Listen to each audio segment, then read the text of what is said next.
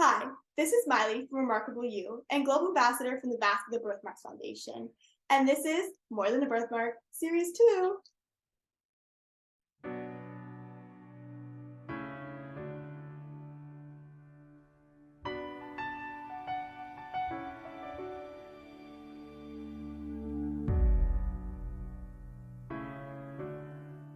Welcome to More Than a Birthmark, the web series featuring individuals with birthmarks to raise awareness and share some fun facts about this amazing community. My name is Miley, and today I'm so excited to kick off Season 2 with an interview all the way from Switzerland. I am being joined today by the TikTok sensation Martina Dinelli, who has over 188,000 followers and 5.6 million likes on her platform. Thank you so much for joining me today, Martina.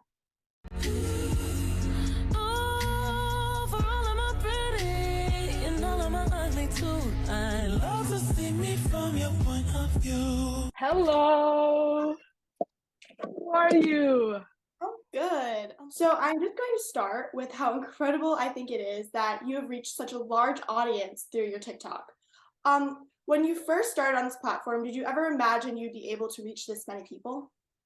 Absolutely not. I started I don't know. We were in quarantine. It was during the first lockdown of Mhm. COVID, and I did have TikTok, but I never posted them with other people. It was just like in private. And one day, my dad was like, "I think it's time for you to show the world who you really are." And I posted one of my first TikTok. It was a makeup. I was just doing my makeup, and it went super viral. And from that day on, it didn't stop until I got 14.8 million views. Wow. Yeah, which is I don't know how it happened, and but I'm really happy for it. Yeah, that's awesome. That's really crazy, actually. Yeah, it gave me the opportunity to meet people with birthmarks that I didn't know there were so many people with the same birthmark as mine. And it was, I don't know, it was really nice to see that there's people that are the same as you. And yeah, so I'm really happy for TikTok. I didn't expect it. Yeah, I know exactly what you mean. Like when I first started on Instagram and TikTok, I was like, there's no way I'm gonna find anyone else like me Right, out there with a birthmark because you're not used to seeing people like you with that. Like exactly.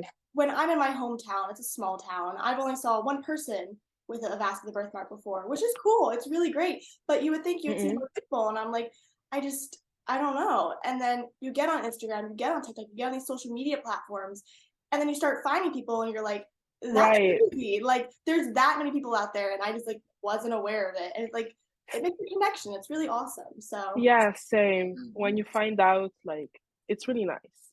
yeah, absolutely. And when you were born with your Port Weinstein birthmark on your face and your neck, can you share with the audience a little bit about your birthmark?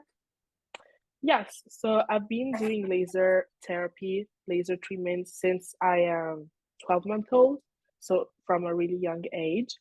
I'm Italian, but I moved to Switzerland. So when I was a baby, I was in Italy, and laser treatments or birthmarks were seen more as an aesthetic thing. So for them, they weren't putting much effort into laser therapy. So then, my parents had to go and like look up, they had to do a lot of research to understand what was going on. And then we moved to a private clinic doing my laser treatments. And I haven't stopped since now. I do them, life gets busy. So when I was a little baby, used to do them maybe 3 times a year. But now life gets really busy. So maybe I can do it once or twice. But yeah, so in Italy they see it more as an aesthetic thing and not as a medical. Thank God in Switzerland it's not like that. They have a whole department, research and doctors, so that's really good. Yeah, that's awesome. I know, like, now that I think people are starting to bring awareness to our community, I think Yeah, doctors are starting to see that there are so many people out there that are doing this not because they want to get rid of it. I mean, some people do, and that's totally cool. But then there's some yeah, people that do it because it affects them medically, like they're having, eye problems or eye problems. seizures. Absolutely. Yep. And I mean, being able to develop that through time, like the different, I guess, procedures and treatments, it's been really awesome seeing how far they've come in such a short period of time. So I hope they Mm-mm. continue to do that because Yeah, the further we get, the better. So, that's right. so what kind of reactions have you gotten from your followers on social media when they see you sharing your birthmark? Okay, so um I would say that I have two different type of followers Mhm. because I have an international group and like an Italian group. I don't know too. Like they're I didn't know. really divided. Yeah. Yeah. Um, from the international one, I got always like positive comments. It was, I don't know, they always give me this positive vibe, which is so nice. It gives you more strength to continue recording your TikToks, even though you may be struggling with people commenting mean things. And I think a month ago, I posted this TikTok with an Italian song, and it went super popular. And I did receive a lot of hate and like mean comments. And I was joking, I recorded a TikTok responding really ironically to saying that I got beat up in like a parking lot. I was just, joking. Yeah. Being ironic. And this page, Webu, which is an Italian article writing, like they write about everything that goes around Italy. They asked me to write an article for them. And I think that was a really nice thing because so many people got to see it. And I received a lot of messages saying, thank you for doing this because some people don't have the strength to speak up. Um, so yeah, it has its pros and its cons. But I think that it doesn't really make sense for you to like bring yourself down for certain comments. And Marty 1 year ago, I don't think she would ever respond with this like ironic way. I would be scared. But out of the blue, I was like, why should I be scared for responding to those comments? Like, who are they? Yeah. Um, so yeah, you go through a lot with TikTok, but most of it's always nice comments. Usually it's like fake profile responding in mean ways and saying mean things. Yeah, absolutely. I know exactly what you mean. I mean, I've never gone viral on TikTok, but I've had people, I've had like some really nice comments, and then there's people that are like, "You're doing this for attention," and I'm like, Yes. "You Oh my God. Like, go." what? Yeah, Why would I be doing this for attention? I don't understand. yeah, I completely get you though, and I don't know. I don't know what to say. yeah. Like, But it really made me happy knowing that some people are struggling with maybe not birthmarks, but in general, things that make them insecure. And they all texted me like, "Thank you for doing that." And I think that was like, oh, okay, so I'm doing something good. It's not yeah, just recording things. So yeah, it was a good thing. yeah. That's really powerful that like you were able to do that, and I think being able to see how it affects others in like a positive way is really awesome. Like like when you receive messages and it's like, thank you for what you do. You're like, well, I know what I'm Yeah, doing is like I'm doing something good. Like I know I am affecting others. I know what I'm doing yeah. is doing something good. So yeah. Um, so what kind of messages are you trying to send through TikTok and your videos? Okay, so the messages I'm trying to send is that your uniqueness makes you beautiful. Everyone is unique in their own way. And one my parents like always tell me about they always tell me that my birthmark was something special. I was different in a group of people that are all the same. And oh my God, open parenthesis, when I said this to TikTok, they were like, oh my God, you think you're the best in the world just because you have a birthmark? And I was like, no, I'm just saying that everyone is different in their own way, and I'm different in my own way with my birthmark. Um, so the message I'm trying to send is that you should never hide what makes you unique, what makes you beautiful, and you should love it. Like start loving your birthmark, and then you will see that um, you will approach the 8 comments in another way. You know what I mean? Um, I don't know. Like my parents always taught me to love it and to never listen to bullies or hate comments because it didn't really make sense, So since I grew up with that mentality of loving my birthmark, the comments are like, I'm gonna clean them off my shoulder. So yeah, a message is love yourself, pretty much. Absolutely. I love that. Like promoting the message, what makes you different makes you beautiful, is so Yeah. powerful because there's a lot of sides on social media that and into society that tells us that we have to look a certain way to Yeah. consider beautiful. And to me, and I think to you as well, I would say that we know that that's not true. We know that what makes us different, what they would consider our flaws, is what makes us beautiful. So I think sharing that message is really powerful.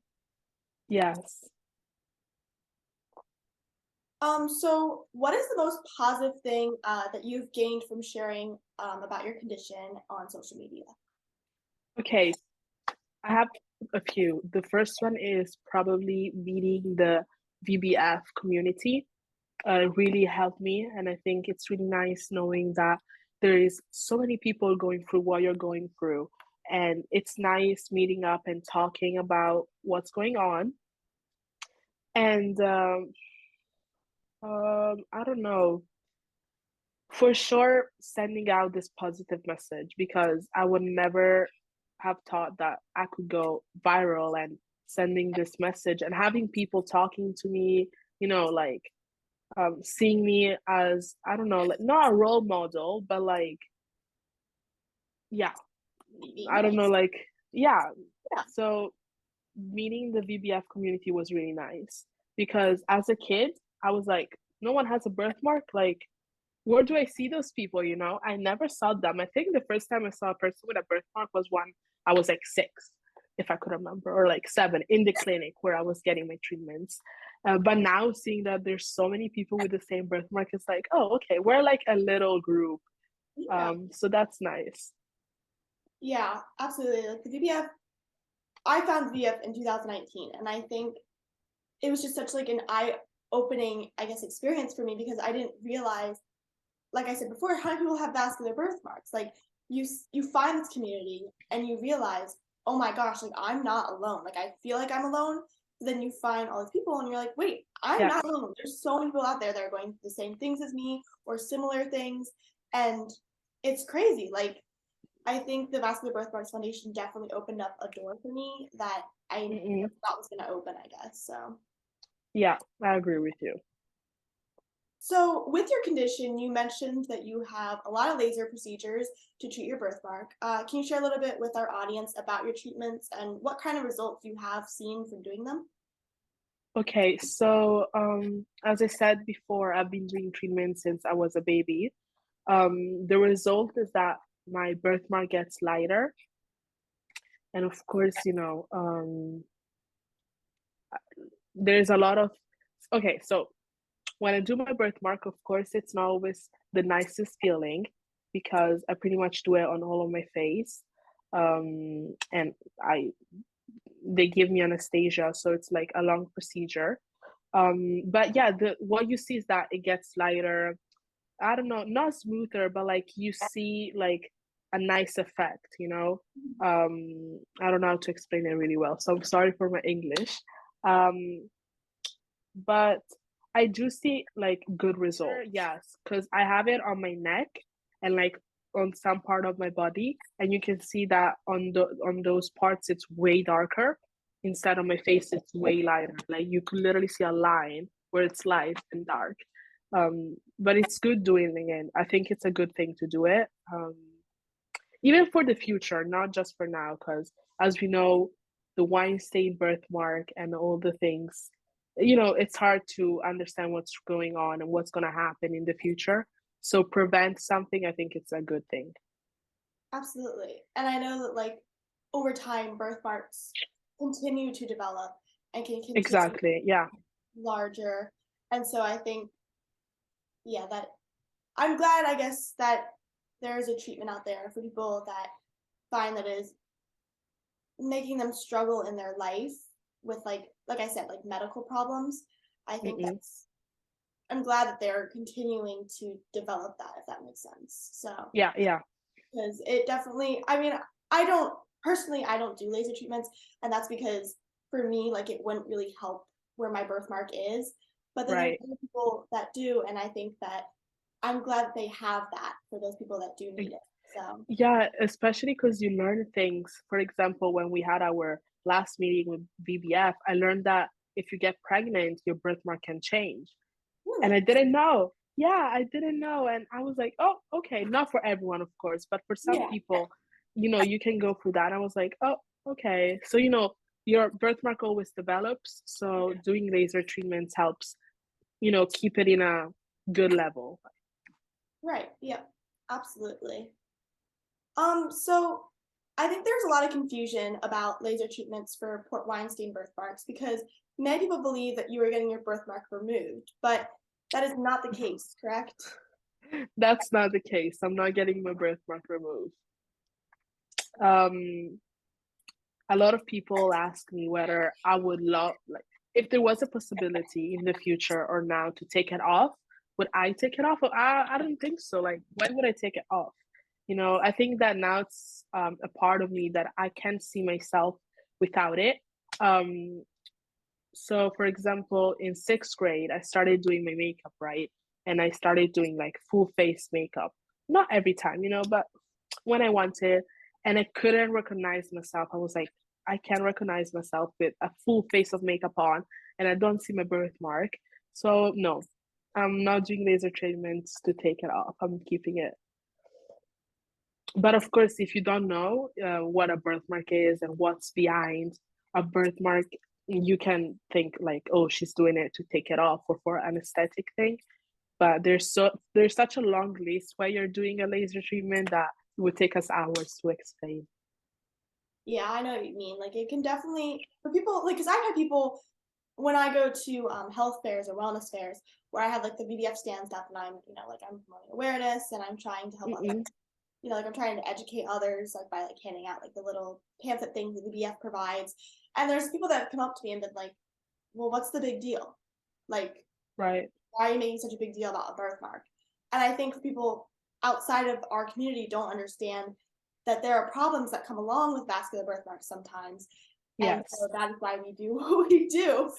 And I think imagining myself without like a birthmark would be so like odd because like you said it's part of you like that's how you It's know part of how you. you've seen yourself and so I think seeing yourself without that can be very like that, It's weird. I don't know. It gives me a weird thing. Yeah. so now in addition to being TikTok famous Martina, Yes. you mentioned that you're also interested in dancing. I don't know if you know Yeah. this but I'm also a dancer, so how long have you been dancing and what kind of dance do you do? I've been dancing since I'm a baby. I think the first time I went to a dance class was at 3 years old. At the beginning, I used to do classical, but then I was like, nah, this is not for me. Yeah. And I started doing hip hop, and so like street style kind of dancing, and I did it until I was, I think, 15. Then I stopped, but I still love dancing. It's like a part of me, always moving around and yeah, I love dancing. I think I don't know. It's like something that I really like to do, Maybe when you're going through a hard day, going in a dance studio and dance would make you relief, like, okay. When you need like that time that you're like, I need to stay alone, dancing is what I do. I know exactly what you mean. Like whenever I have like a rough day or like I guess I'm feeling down, it's so nice to know. It's like refreshing to know that you're going to dance. And like this sounds silly Mm-mm. to people that don't dance, I feel like, but to people that do dance, they understand that when you're in that studio and you're dancing, everything that happened from that day, just like you said, it like washes away from you. You forget about it. Yeah. You're having such a good time that you don't even think about it.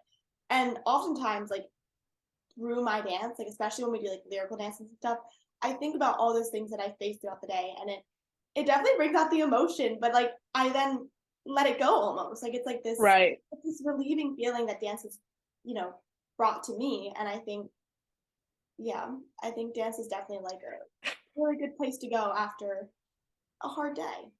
Yeah, So, I agree with you. It's a really nice relief. so I also heard that you like to go skiing, because you live in Yes. Switzerland. I don't know much about Switzerland, but I do know that there are a lot of mountains and skiing and snowboarding are really popular. Yes. So can you tell me a little bit about the Swiss culture for our American viewers? Okay, so I love Switzerland. I think it's a really nice it's not that big. Where I live, it's not that big. But it's all in like its bubble, so you know everything that's going on. As you said, yes, I love skiing. It's one of my favorite things. So after I end with dance, I started skiing. So, you know, now it's like my favorite thing to do. When I can, I do go in the weekends to ski. Um, Switzerland, it has a lot of American people here because I went to an American school, and it's nice. It's its own place, peace, not too much trouble going on. We have so many mountains, lakes, activities to do, and it's the city of chocolate, so we do have a lot of chocolate, which is really good.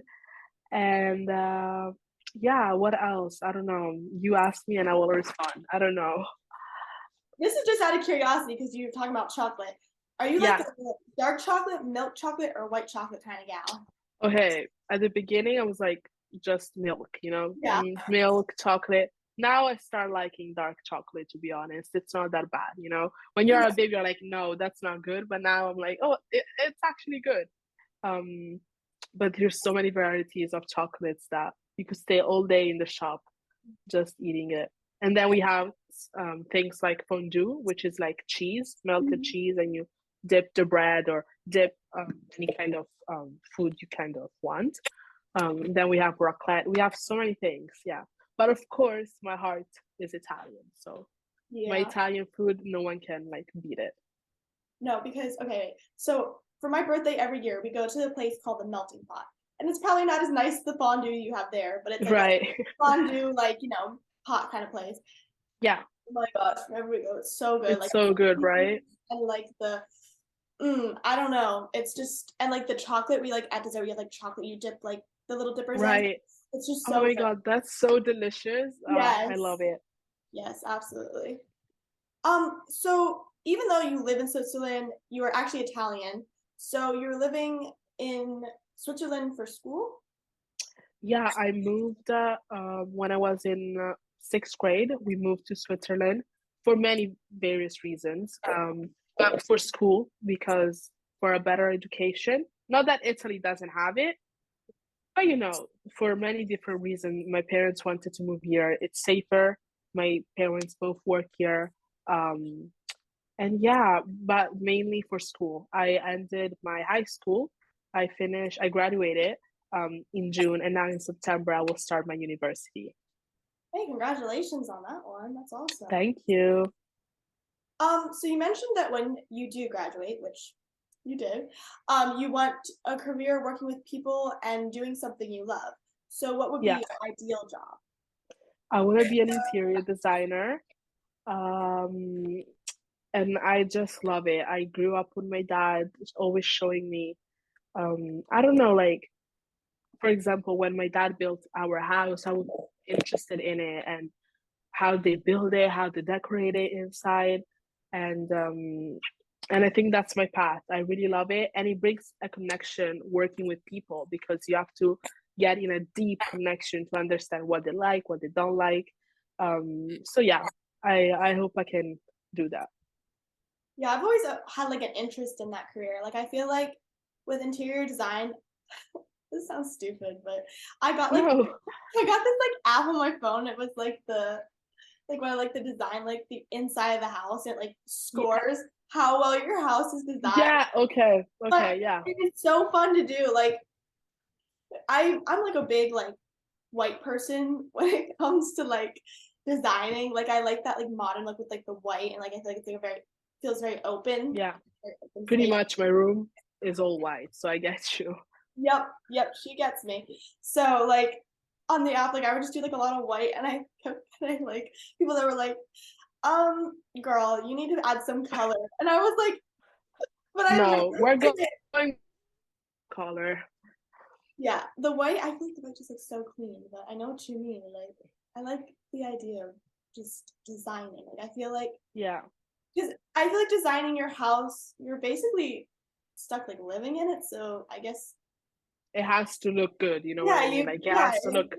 Yeah, you want to feel good in the house you're living in, and I guess if it's not your house, you got to help other people feel that way. So, yeah, exactly. how do you think growing up with a facial difference has affected your life and your plans for the future? Okay, so for sure it made me a stronger person. Um, Plans for the future, I don't know what my future is gonna look like, but of course, I think that a person, for example, like a person has to love you for who you are. And I'm not like I think that in 2023 you have to find a person that loves you and your birthmark. Um, so for my future, I'm looking um for I don't know, like I want to care a lot for myself, you know. I grew up being a strong girl, not going like not listening to the haters. Not even in the future I'm gonna do that. But for sure I want to do something that's gonna help people with a birthmark. You know, strugglings that maybe teenagers might go through that we went through, and I want to help them. I don't know if it makes sense. Maybe it doesn't make sense, but Oh, no, it makes sense. I know what okay. you mean. Yeah, I know exactly what you mean. Um, yeah, I that's what I try to do with like my Instagram platform. I know some people as well as you are trying to do the same, just helping other people that you know are growing up with like a vascular birthmark and are looking for a role Mm, model or someone to just look at and say, I can relate with them. Because it's yeah. very hard to find someone to relate to. And when you do, it's relieving. Like I was lucky to be, I guess, born in like the 2006 time. So that's when started like I guess social media started to like develop and become Mm-mm. a thing. So I was able to find people by I don't know. I would say it was 2019. So I was 12, 13. But being able to Okay. find those people when I think things got like the worst was really relieving. And Yeah. like other people that were facing the same things as I was very it was like a breath of fresh air because you're like it's not just me and I know there's other people out there now that are experiencing the same thing as me. So Exactly. Yeah, I completely agree with you. so what would you say to someone who might be intimidated or afraid to share their image on social media because of a vascular birthmark or another physical characteristic? I would say I'm not gonna say a bad word, because I cannot say it. But just the haters, just let them Mhm. go. I feel like some people are just jealous that you have this strength to go against a lot of things. And I would say why hiding it? Like it doesn't make any sense hiding it. I understand that there's like a lot of things that want to make you like say, okay, I'm not gonna go out anymore. I'm not gonna show my pictures anymore. But like, what's the point? You're gonna let them win. You know what I mean? Like, you're gonna get them the satisfaction of like pointing the finger at you and saying, oh, you're not like the others. You have to stay at home. So my message is for sure: don't listen to them. Live your life like a normal person because you're normal. You just have like a plus star. You have a little star that makes you who you are.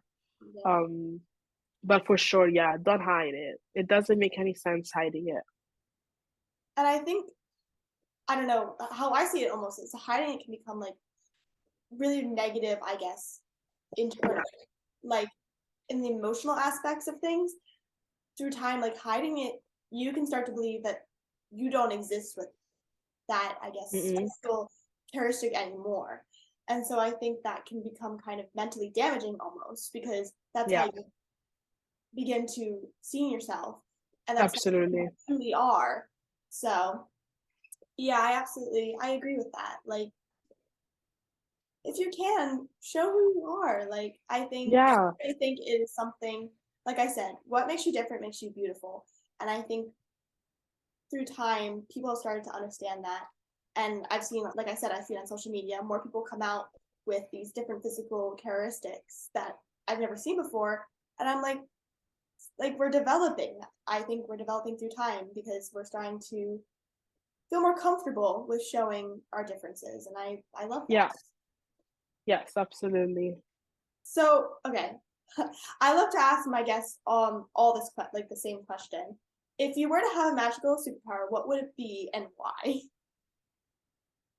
I think going back in time, and maybe tell my little self, like, you did it, you did what you thought you could never do.